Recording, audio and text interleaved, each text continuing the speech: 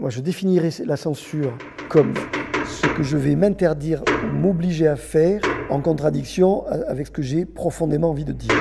Elle a glissé de quelque chose d'imposé par l'extérieur à des époques que moi j'ai pas connues, à aujourd'hui, la censure, pour moi, c'est une censure personnelle. C'est-à-dire l'équilibre entre la réussite et le fait d'avoir un propos artistique se situe où? Mais je crois que c'est chacun qui s'impose ça et qui le fait plus ou moins bien. C'est-à-dire qu'on se met à renier des choses qu'on avait envie de défendre, et ça m'est arrivé. Après, la question, c'est que ça arrive pas trop souvent. J'avais évoqué dans le cas de la pièce des propos par des patrons de France Télécom qu'on a mis en vidéo, avec une commune qui me dit « moi j'ai des salariés de France Télécom, je suis pas sûr que je le prendrai à cause de ça ». Sans aucune vergogne, je suis prêt à les retirer pour vendre à cet endroit-là. Mais pour moi, c'est pas la censure. Pour moi, c'est est-ce qu'il vaut mieux que la pièce soit pas du tout jouée à cause de ça, ou il vaut mieux enlever ça et qu'elle soit quand même jouée? Est-ce que le propos global n'est pas plus important? En fait, il y a deux petites interventions.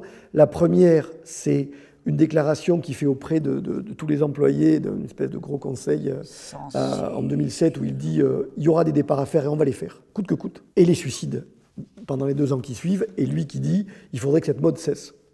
Voilà, c'est-à-dire que quelque part, ce qu'on dit en mettant les deux moments côte à côte en vidéo, c'est on ne peut pas dire on va faire partie des gens coûte que coûte et s'étonner qu'ils se flinguent. Et c'est moi après qui dis peut-être que je lui proposerai ça dans la vidéo. Mais c'est pas de la censure, enfin, en tout cas moi je le perçois pas comme de la censure. Peut-être que je me trompe. Moi je le perçois comme de la magouille pour arriver à ses fins. Voilà, en gros, il faut être clair, quoi. Mais sachant qu'au bout du compte, le propos reste le même. Si j'en arrive à tenir un autre propos, là, pour le coup, c'est de la censure. Je crois qu'il faut passer de la censure à la contrainte. C'est-à-dire que justement, pour moi, l'enjeu artistique, c'est de passer de l'un à l'autre, et que ce n'est pas une question de vocabulaire, là, pour le coup. C'est-à-dire que la censure, c'est ce qui dépend de la peur, la contrainte, c'est ce qui dépend de « je me fixe un cadre pour pouvoir le transgresser et faire une œuvre artistique ». Mais la contrainte, pour moi, ce n'est pas la question de la peur. C'est la question de, si tu n'as pas de cadre, tu fais n'importe quoi. Et une des difficultés dans nos métiers à nous, c'est que le cadre, il faut te l'inventer à chaque fois. Et trouver les ressources à l'intérieur pour que ça fonctionne malgré la contrainte.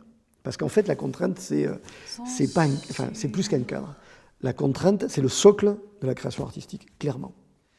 C'est pas confort financièrement, c'est pas confort sur les choix, parce qu'il faut aller travailler ailleurs pour gagner des sous, etc. Mais sur le artistique lui-même, il n'y a aucun problème. Aucun problème. Le vrai problème, c'est de continuer à se filer des vraies contraintes quand on a tout le pognon qu'on veut. Je suis persuadé que le vrai problème, il est là, moi. Si tu n'as pas de règles, si tu n'as pas de contraintes, tu ne vas rien faire. Et il me semble que pour beaucoup de gens qui ont un problème avec le rapport artistique, ils viennent là. Ils pensent en termes de liberté. Et en fait, c'est peut-être un peu l'inverse. C'est qu'il faut être hyper contraint pour trouver l'endroit où on est bien.